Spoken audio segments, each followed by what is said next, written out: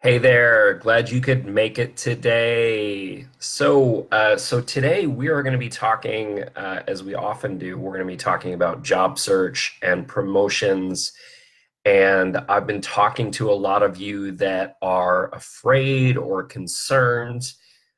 You're in a certain field or you want to be in a certain field, and you don't have the exact amount of experience. What do you do? Or maybe you're looking to get a promotion, and how do you get a promotion if you don't have experience doing the job? What do you do in a situation like that?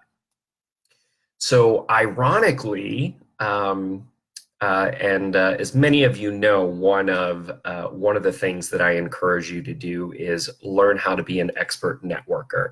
Networking is really gonna Networking is really gonna improve your ability to do a lot of different things in your career. And as I've networked over the years, I've talked to a lot of vice presidents and C-level people at some very prestigious companies, and I asked them, well, what do you do about this situation? And an interesting thing, almost all of them told me the same thing. When they went for that next level of position, when they went for that really prestigious job or that promotion, almost all of them said, Mike, I didn't feel like I was qualified to do the job. It actually kind of scared me to death. So good news for you. Lots of successful people have been where you are, and lots of successful people made a jump towards a level of experience and new level of job. So there's hope for you if that's what lots of successful people were saying.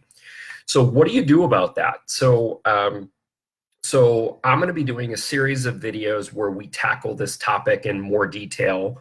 I don't want to shove too much in one video, but in addition to ways of breaking into something where you have less experience, the first topic that we're going to talk about today is we're going to talk about, well, how do you even read a job description? So this might seem simple, but it's super, super important. So now every company is different, every hiring manager is different, but I have found in my research and interviewing hundreds and hundreds of hiring managers and recruiters over the years that these principles, for the most part, stay the same. So reading a job description. So as some of you know, but not all of you know, a job description can sort of tend to be somewhat of a wish list. So in many cases, hiring managers don't necessarily expect that they're going to be able to hire someone with 100% of the skills and stuff that's in the job description. But they figure, hey, whenever I post something, I get 100 applicants or I get 1,000 applicants.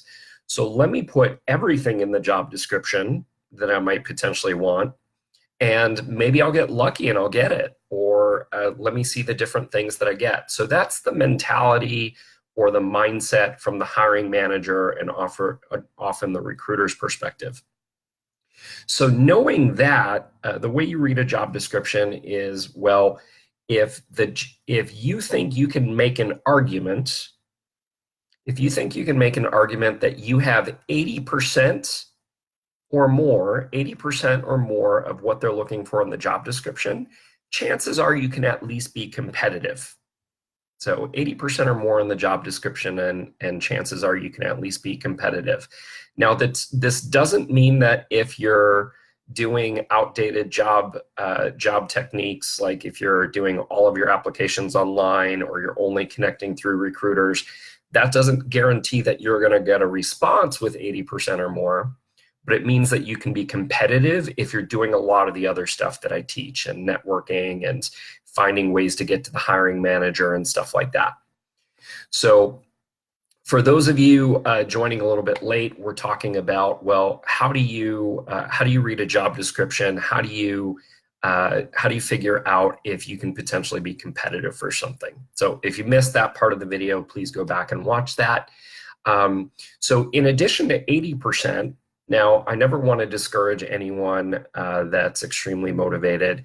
So if you're willing to take on a little bit more rejection, or you're willing to take on a little bit more being ignored, which I highly recommend you take on that mentality, you can also go after jobs where you have 60% of what's in the job description. So 60% of the job description. Now you're you're going to be less competitive. So unless it's your dream job and you're willing to work your butt off, I don't really recommend going after jobs where you don't have 80% or more. But if you're motivated and you're willing to take some risks and some non-responses, 60% you can be competitive and get some interviews if you're willing to do a lot of the other stuff that's out there. So to get into a little bit of the nuances in terms of what's more important in a job description. So it's not just 80% of what's written in there, but it's also 80% or 60% of the number of years of experience that they're looking for. So just to make the math simpler, it could be literally any amount of experience. But if they're looking for someone with 10 years of experience, then 80% of that is 8 years or more. So that would fit the 80% category. Or if they're looking for 10 years of experience, but it's your dream job and you're willing to work your butt off, then 60% might be accurate. And by the way, if you have any questions about this video at all, or anything that I'm saying, even if you're not sure if it's on topic, go ahead and drop those questions in the comment window. That helps me understand what you need to know and what you need to clarify. And worst case, I put it in another video. So, and then they could be looking for 2 years of experience. Well, and 80% of 2 years experience isn't a lot. So for those of you that are more on the entry level side, or starting in a new field, or maybe you're fresh out of college, something where they're asking for 2 years of experience, if you're doing the right job search techniques, you might actually be able to break in on a job where they seemingly require 2 years of experience and they're really willing to take less. So those are the things you want to keep in mind in terms of reading a job description. Now, I'm going to cover a lot more about how to tackle this lack of experience or whatnot in future videos. But the next thing I want to talk about is, well, although they might prefer experience, another key component is knowledge. So let's say that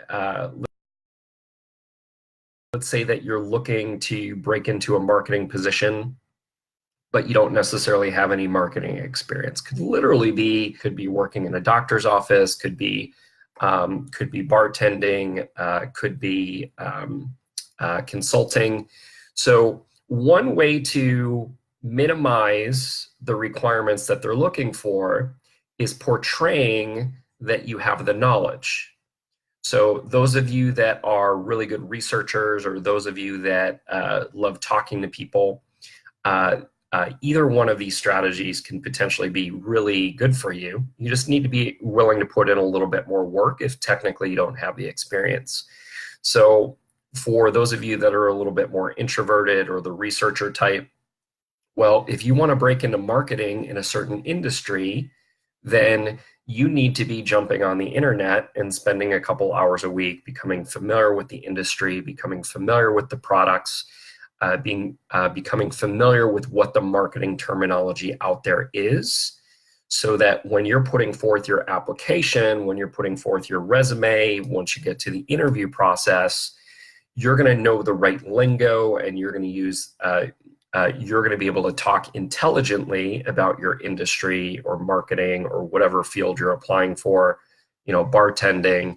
You can learn a lot about different subjects by just searching and finding the right websites and reading up, or watching enough YouTube videos. So that knowledge can make you significantly more competitive. Now, if you're introverted, or maybe you're a combination of introverted and extroverted, highly recommend that you're reaching out to people for advice conversations. So, I really ask all my clients to do advice conversations. But the thing is, if you're breaking into a new field where you have less experience, well, who better to learn from than someone who's already doing it? So, the problem a lot of career switchers or people that don't have a lot of experience is they don't talk to anybody. They don't reach out to alumni of their university, or they don't reach out to friends of family and say, "Hey, John, I know I don't know you that well, but I'd really love to get your advice. And I want to learn more about what it's like to be a data analyst, or I want to learn more about what it's like to work in a doctor's office, or I want to know what it's like to work in finance and biotech." Whatever that job is for you, you're missing out on an ability to adapt your resume, adapt your cover letters, adapt your email communication, adapt your interviews by portraying that you have the knowledge, even if you just learned the knowledge last week or yesterday. So work on, so to recap, one, go back and watch the video again and think, all right, how does this apply to me? How can I adjust this? But the things we specifically covered are how to read a job description and whether or not you can make an argument that you have enough experience or you have enough knowledge, and then different ways that you can accumulate knowledge. So again, if you have any questions about what I just said, please drop questions in the chat window, even if you're not sure if they're relevant. Worst case, I get to them in another video. And we're going to be doing a couple more videos on the subject of, well, what do you do when you don't have the right amount of experience? And so I gave you a couple today, and we're going to talk in more detail in the next week or so. So look forward to hearing from you guys soon. Thanks. Take care.